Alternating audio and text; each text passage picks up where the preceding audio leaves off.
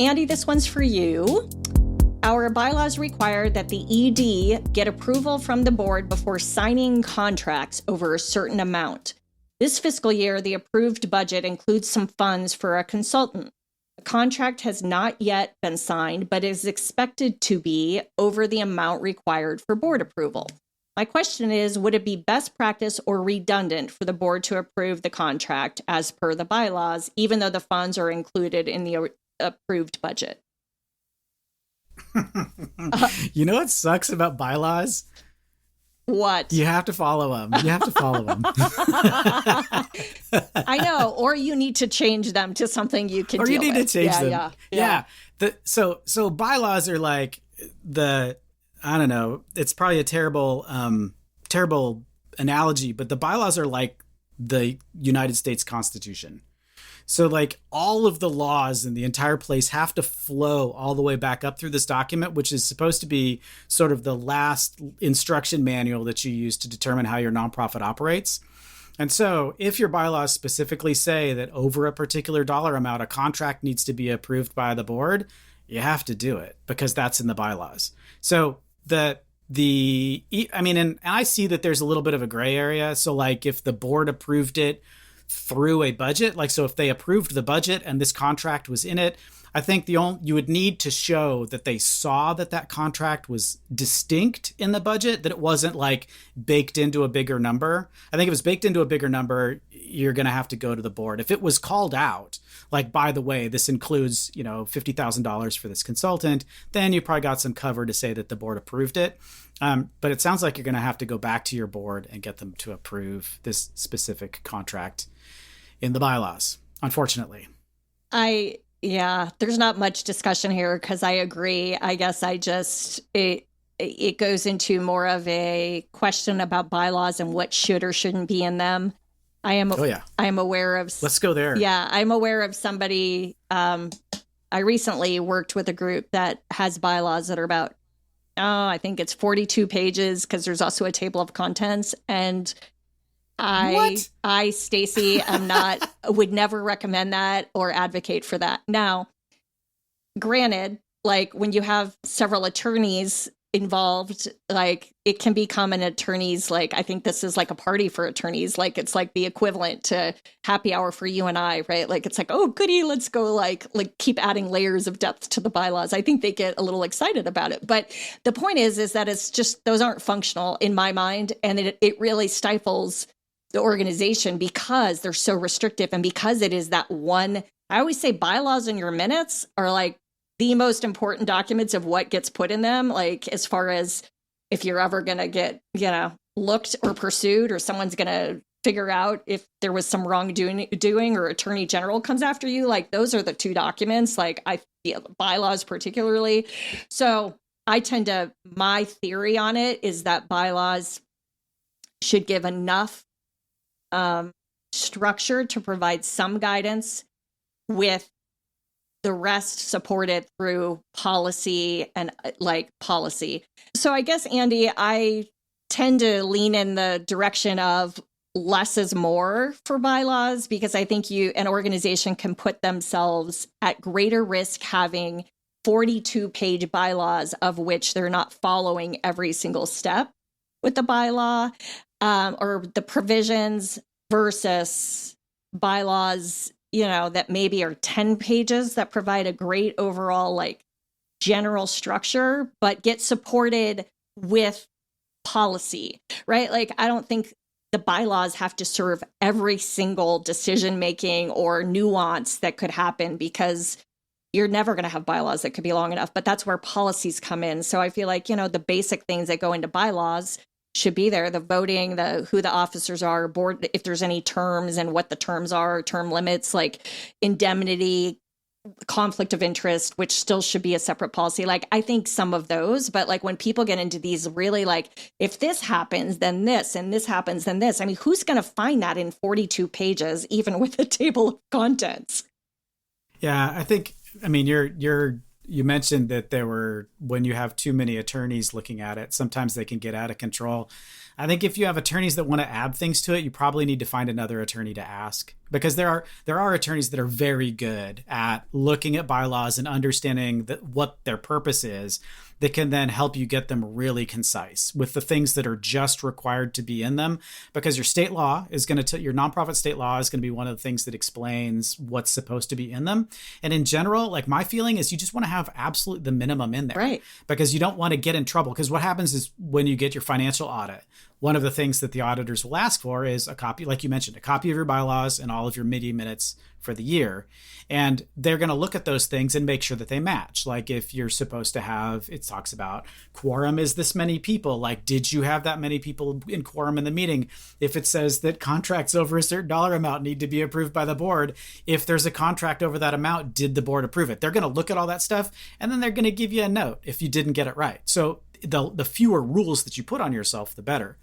As a side note, the board, and this is, so a long time ago, lost to the mists of time, we used to do this thing called writing checks. So people would mail us an invoice that would come in the mail, and we would open it up, and then we would put it in our system, and then we would have to get our big checkbook out, and we would have to use our hand to write a check, and then have like the amount and the payee and all that stuff was done by hand, and you tear it out of this big book, and if you tore one in half, you'd have to start over. So you'd have this thing, and the problem is that the information from the invoice to the check went through the human brain and hand of a human person who sometimes didn't get it right. They wrote the name wrong. They moved the decimal point. They couldn't read the handwriting, and it came out looking funny.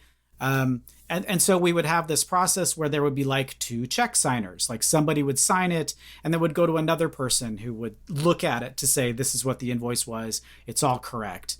And then if it was a lot of money, you might think, well, we don't want internal staff to be responsible for screwing up $50,000 worth of expenses. So let's bring on somebody who's got the most authority, which is going to be a board member. So we're going to say checks over $50,000 need to be also countersigned by the board, or you need to have the board involved in this decision, which made a ton of sense when we used pens and paper. Now everything's in the computer. Most likely, there's an email address that your invoice gets sent to, which OCRs the information and dumps it into your accounting system and connects all the fields where they're supposed to go. And the computer looks at it and goes, $50 matches $50. You're good to go. Here's an invoice. Here's a check for $50. It's not even a check. It's an ACH that goes out at $50. All that person's doing is making sure those $3 amounts match. And then you send a file called a positive pay file to your bank that says, if they try to cash this check for something other than $50, don't let them, because it's a $50 check. So you're telling the bank what to expect. So you've got all of your bases covered. There's no way to screw it up. And so having extra signatures, board involvement, all that other stuff is just a waste of everybody's time now. And we need to eliminate it everywhere, including in the bylaws. It doesn't belong in the bylaws at all. To your point about having big contracts being approved by the board, you're right that if it's in what the board should be approving is your budget. And if it's in the budget, the board should be cool with that. Right. Like, I put $1 million in this budget. If it's my job as a staff member to decide the smartest way to deploy this $1 million that you've authorized me to spend is by spending it on this particular consultant. That's on you. Right. You don't need to go right back to mom and dad and say, is this cool? Right? You have the authority as the executive director and the staff to make those decisions yourself. So rip them straight out of the bylaws. They don't belong in there at all. Nonprofit governance. Nonprofit answers. Nonprofit board. Nonprofit management. Nonprofit marketing. Nonprofit resources. Welcome to Nonprofit Everything, the podcast where hosts Andy Shurick and Stacey Wedding answer your questions about all things nonprofit. Hey there, nonprofit superheroes. Hope you're enjoying your summer. You know what summer brings? It brings road trips. And you know what road trips bring, Andy? Speeding tickets? Do you have a history of speeding tickets? I don't, on actually. Road trips? I'm the slowest driver. Like, it makes everyone in my family crazy. Oh, I'm a very slow driver. I remind me not to be a passenger with you. You and my husband can drive together, or ride together. So I'm just like, I am the one who would be out of anybody getting the speeding ticket because, yeah, it's got the pedal to the metal. Anyway, so road trips for me oftentimes bring a time to like catch up on podcast or my favorite audiobook or whatever. So for those of you who are listening, I hope you'll use, the summer months to catch up. If you need to catch up on podcasts from Nonprofit Everything, we would love for you to drop in. We know sometimes life gets busy and you don't watch them along the way, but you are here today and you are in for a treat because it's a great episode and we appreciate you being here. And so with that, enjoy. Remember to send us your questions and have a good summer. Enjoy those road trips and enjoy listening to us on the road. Tell us how it goes.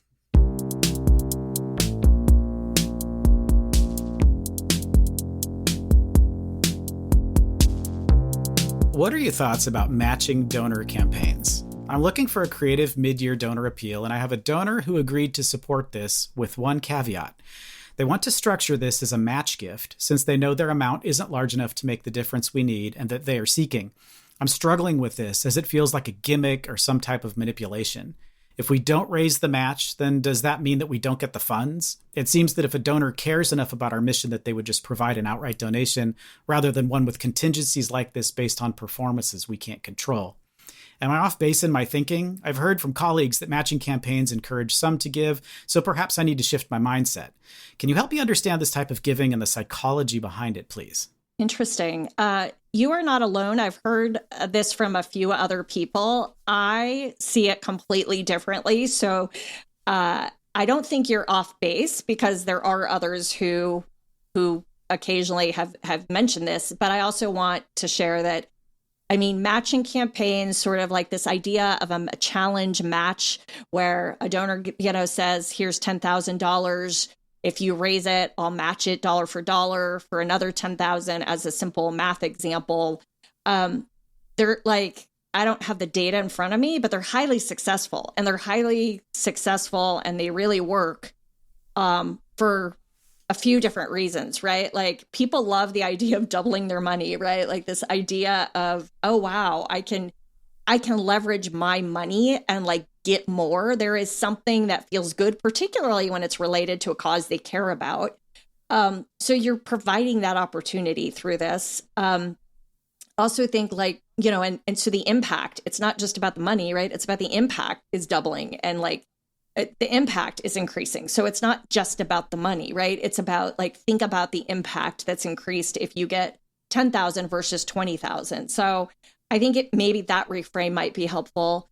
I also think sometimes matches have this sort of sense of urgency. Usually you'll see a time around them like, oh, a matching campaign for a week or a month or a day or whatever it is, right? Like it creates like that urgency effect and that sort of ticking clock element that actually helps get people to move and go, I don't want to miss this moment. On a side note, I work with a funder who literally, when they're thinking about their philanthropic budget for the year, they literally, part of their strategy is which organizations do we know seem to have matching campaigns around certain times, and we want to time like our donations in those because they love this idea of trying to double impact. And I also think like there's this like thing in the fundraising world called like social proof, right? Like just sort of knowing someone else believes in you, like sometimes, and is willing to do that. And so if you can put a name to it, great. If you have an anonymous donor, that's okay too. Although I think it's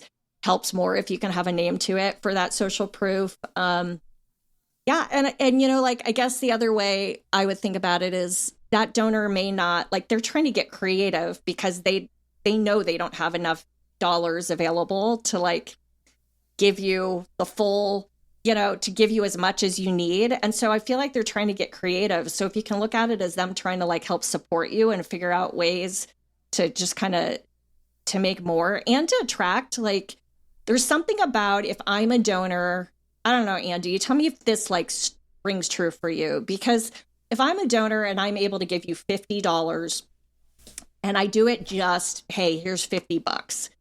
I don't know, like, there's something that feels better for me as particularly a smaller dollar donor to know that $50 will get leveraged. So it's $100. Like that even makes me feel more just like, okay, my donation isn't a joke because it's actually now worth $100. Like there is something meant, like there's the psychology, right? Like I'm going, wow, I don't know. Do you have that sense when you do participate in like a matching campaign? Yeah.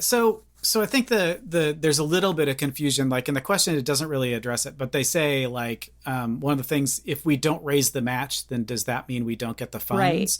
So I think there's a little bit of confusion. The way, so number one, don't lie to your donors. Right. That should be not need to be said, but needs to be said. Usually matches are structured in such a way that a donor, usually a name, like Stacey said, some foundation or a rich person or a famous person says, for the next 2 hours or for the next 3 weeks, I'm going to match every dollar given to this organization up to $100,000. So that means they've put themselves on the hook for somewhere between $0 and $100,000 if the community puts that money in during that period. So if it's structured like that, where it's like I'm matching every donation while it comes along, and not like once we hit this trigger point, we're going to just all of it goes in. I don't think that's as compelling to people. So the way it's usually phrased is like, I'm going to triple every dollar that's raised up to $10,000 or whatever for the next 5 days. And that is it's a good encouragement, because what it does is it moves like should I donate now?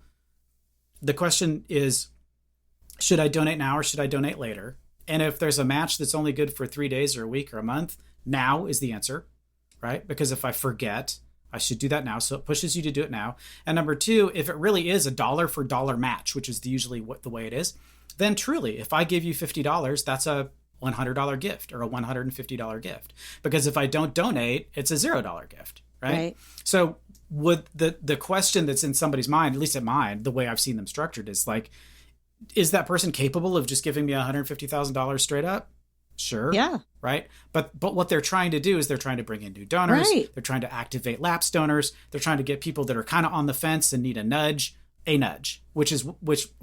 me, I think they're absolutely fantastic, as long as you're not lying to the donor, as long as it's not just like we say it's a match, but there isn't one, or the donor's going to give us the money regardless. I mean, don't structure it that way. No, I agree. And there's a few other things, like I've seen matches designed. I think most of them are designed the way you just outlined, Andy, but I've seen matches designed where, it might be the intention of the donor going into it might be, I'm trying to like get more donors, more dollars for the organization, like with my $10,000 match. But the reality is that at the end, let's say you raised $8,500. And so then if that donor's honoring their commitment, they're going to give you $8,500. But I've also seen sometimes that donor, not because they're trying to be unethical, but they're just like, you know what, just I'm going to give you the 10. Right. And that's okay, right? That's totally fine. Or sometimes you'll see them say, hey, save that. Let's save that other $1,500 for another match that I'm going to do later in the year or whatever. Like, I think in general, it's not someone being stingy. It's not them trying to play a game with you. I think it truly is trying to help you. Like, I think that's the mindset. And so I think as much as you can like look at it like that, right? Like, and go, what a gift. So, And I've also seen along the same lines, I've also seen stacked matches. So if you can get 2 or 3 donors to all say, we're going to match dollar for dollar up to $50,000. If you can get 4 donors to do that, then it's like a 4-to-1 match because you've got 4 donors. So it's one of the campaign strategies for matching gifts is to see if you can stack them up. And that really does. I mean, because then really it is like $1 is going to be all of a sudden is worth $4. $100 is worth $400. It's so like that's meaningful. And again, it's to get those donors motivated and off the fence. That's the whole point of that. And if the matching donor decides at the end to just fund the rest of it, like it's still less money than if there had been the match because you didn't get the matching, you didn't get the seed for the match. So that's part of it is trying to figure out if you've got a donor and it's $10,000, how long is it going to take us to raise exactly $10,000? Because we want to actually maximize the amount of time. We don't want to make it too short that people can't get there in time, or too long that we reach $10,000 in the first 15 minutes and then we're not really matching anything. Like, we're kind of wasting everybody's time with the communications. So, I mean, it's a, I don't know, for me, it's a really fun thing to try to figure out how to do it. And it's really effective. It's very smart and very effective. No, I would be curious if there's any research out there on this. And if any of you know of any, feel free to shoot us a message and send us like the info, because I am curious to know the effectiveness of match after match after match. I feel like I have a couple of organizations that I get emails from all the time that I feel like every day or every other day, or maybe it's weekly, but it feels so often that I actually start to not look at it. Like, it doesn't impact me the same, because I go, yeah, I'm not, like, whatever, that there'll be room for this tomorrow. Oh, there'll be another opportunity in a week or a month. Like, I think you have to, I don't know, like, I don't know if there's psychology behind that or research behind it, but I feel like too much is also like, this should be something that doesn't happen all the time. So it's kind of unique and rare, and people want to like capitalize on it when it happens. I don't know. I don't know. You disagree? Okay. I don't know. I think the reason that it's not effective to you when you see this match after match is because you're not connected with that nonprofit on a personal level with enough to know that I was going to donate anyway. This is a good time to do it. Okay. So I think, right, because it's the connection between you and the organization that decides whether you're going to make a donation. The match is just the nudge. Now would be a good time. Okay, but even if I have that connection, like, if I just gave, I was like, great, it's a cool matching opportunity. I'm giving. Like, now is a great time to give. Yeah. And then 2 weeks later, like, it's a new match. Oh, we have another it's a triple match now. You're like, I should have waited. Like, well, yeah. Or like, it just keeps happening. It just doesn't feel like it stands out as much. Like, I go, okay. Yeah. I mean, and maybe the strategy is you have that many donors, maybe for some organizations. So this is where I need to push myself, because I'm thinking of organizations that don't have huge donor bases where, I don't know, like, not everyone's going to be able to give every time there's a match opportunity if it's happening every week or every couple weeks. But maybe there's some organizations that are so large, and because they know people aren't always checking their email or looking at their however they're communicating this, they're like, okay, I'm playing the odds on this. And we do have a lot of donors who want to give matches. I mean, so there's my own devil's advocate to myself, but I'm still like, oh, come on. Do you really have that many matches? I mean, I see your point, because if it is like a constant stream of communications, it's an analogy, a baseball analogy, that pitchers don't hit. So, like, which is not true now that we've got Shohei Ohtani, who does both. But anyway, the pitchers generally in baseball are good at pitching, and that's what they do. They pitch. And baseball batters, like the outfielders, are really good batters. Infielders usually less so. First baseman lately is not very good. Right. So you don't spend a lot of time trying to get somebody to do something that they're not inclined naturally to do. So if you look at the time that money comes in your organization, and it's like dead until September, and then from September to December, there's this giant peak, where do you put your effort? So one of the instincts is to look at the dead space and try to fill the dead space, right? But pitchers don't hit. So filling the dead space is you're just screaming into the void. There's nobody going to respond to you, because that's not when people are interested in funding your mission. Your mission's a holiday mission, and that's when people are going to start to give to you. So that's where you deploy not just a match, for that organization that does it constantly. I wouldn't deploy it constantly. I'd deploy the mega super 10x match, because we've got so many donors lined up during that holiday period where we've got lots of interest in funding our mission. Yeah. And so that's when people are interested in it. So that's when you deploy that thing, and then you go gangbusters in that particular area, and not spend, like, to your point, not waste energy on just having this constant, where it just turns into noise. It's not special anymore. It's just noise. I totally get that. Good. I'm glad we semi-agreed. Stacey's like, for once he agrees. Oh, man, I'm sorry. I'm in a bad mood. No. It's leaking out.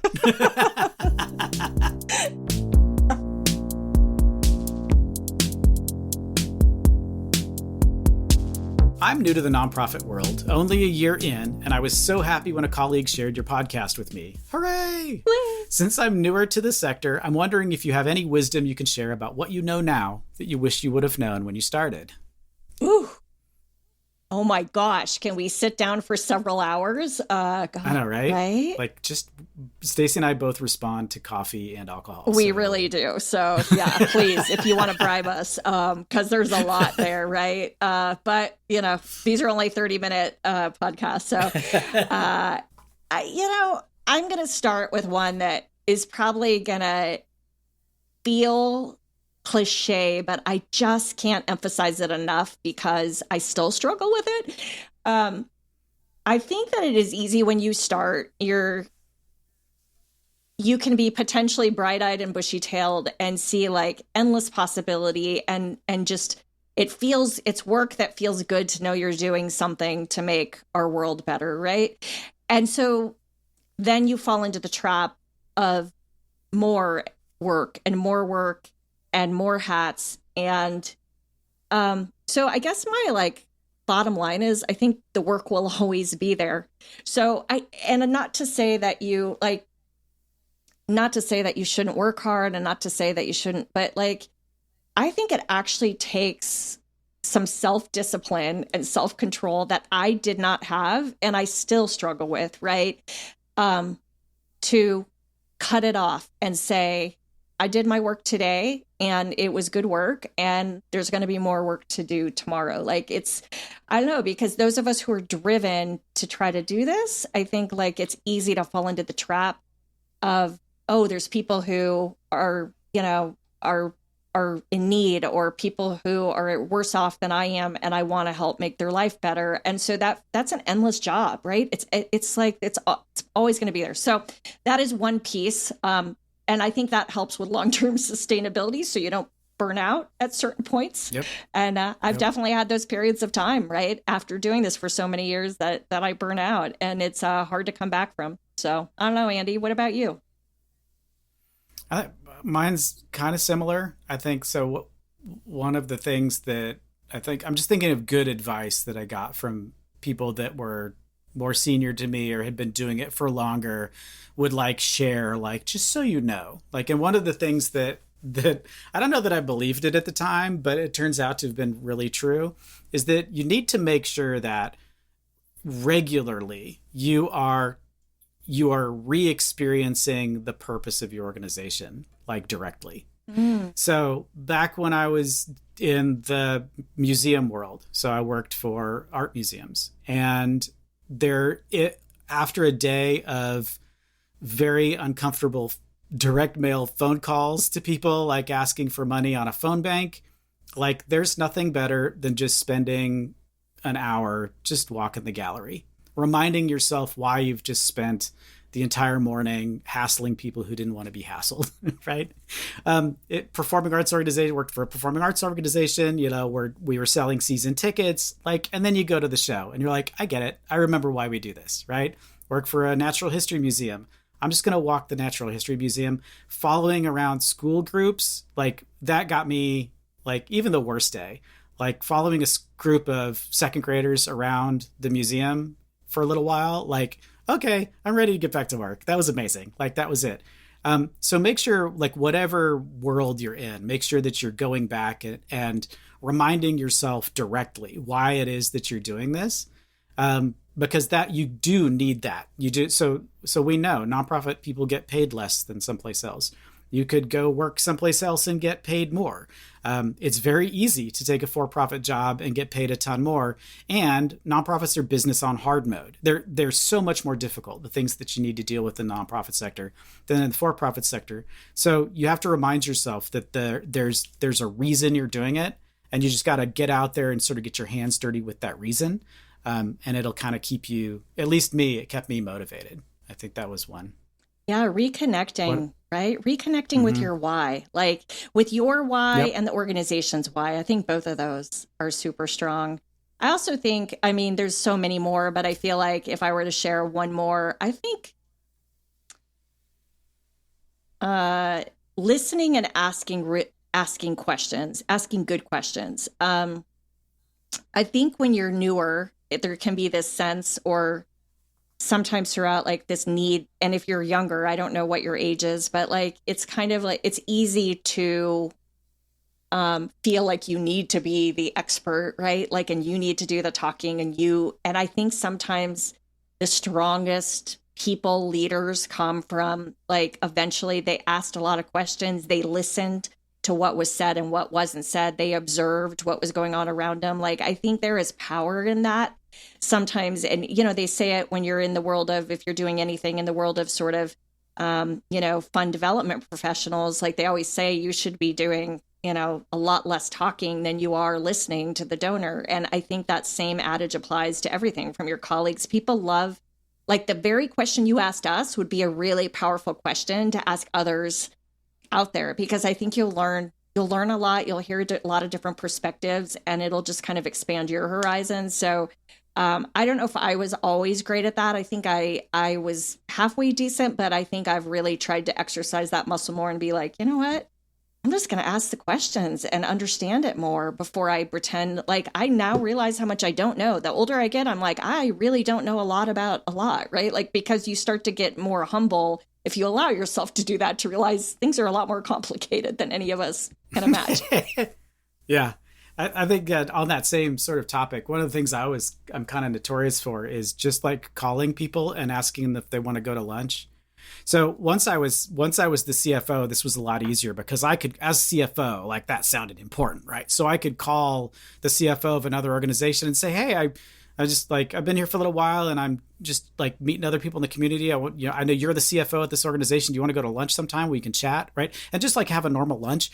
And I don't know, I've always just assumed that I was extremely lucky because it always feels like the one random work topic that we end up having conversation over lunch, like pops up like 20 minutes later when I get back to my office. Like, oh my God, we were just talking about that. Like, now I know how to do it because I asked that guy how to do it and he told me, and now I know what this means, right? So, I mean, I'll eat lunch with anybody, to be honest. Like, and I get it when you're young. I think when I was younger, I would have been way less likely to just like call. It seems creepy to like call people and ask them to lunch, but there's always the opportunities, like, if there's a chapter of something like YNPN in your community, like that's a good place to meet people that are kind of all in the same boat as you and be able to like start making relationships with people that are also in the nonprofit sector. If you're not a member of AFP, I'm like, those people are chatty. Some of them are jerks. I don't know. But some people are super chatty at AFP. Yeah. And just so you know, all these acronyms, YNPN is Young Nonprofit Professionals Network, and AFP is Association of Fundraising Professionals. So in case this little lingo jargon acronyms that Andy's using are confusing you, I wanted to affiliate.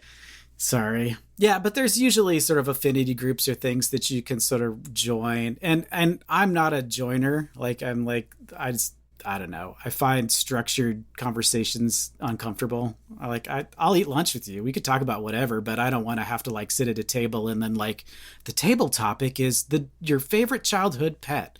Like, my favorite childhood pet is I'm leaving right now, right? So you are so different than me. I love table topics. Do you know I have these things all over my house? Now, my husband hates them, so I just ask myself these darn questions, but... Oh, that's great. I love it. This is why Stacey and I do such a good job with this. We're so different. We are so like different. Perfect. The perfect pairing. Oh my goodness. Well, thank you for the question, and best of luck to you and in just your career, and keep asking the good questions.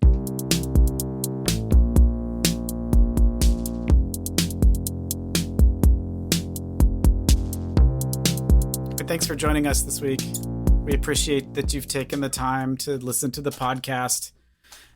We haven't had a guest expert on for a while, so I'd challenge everybody to come up with a question that Stacey and I don't know the answer to. It's not that hard, honestly. It's not hard at all. It's not much of a stretch. But yeah, send us something that we can't answer so that we can have the excuse to drag a guest expert on, because it's been too long. I think most of the questions lately, I feel like they're like either finance related or they're board related or they're fundraising related. And the two of us kind of have those covered. So ask us weird ones we don't know. Ooh, that sounds like a good challenge. Yeah. Stump us. Ooh. Yeah. It makes it more interesting for you too, because I know sometimes you probably want to hear a new voice. Yeah, I know. Like for me, some podcasts, I'm like, there's some podcasts I'm like, I will only listen if they have a guest on because like the hosts annoy me. Yeah. Hopefully that's not you. Sorry if we annoy you. Sorry, so sorry. Too bad. So sad. Sorry. See you in a couple of weeks.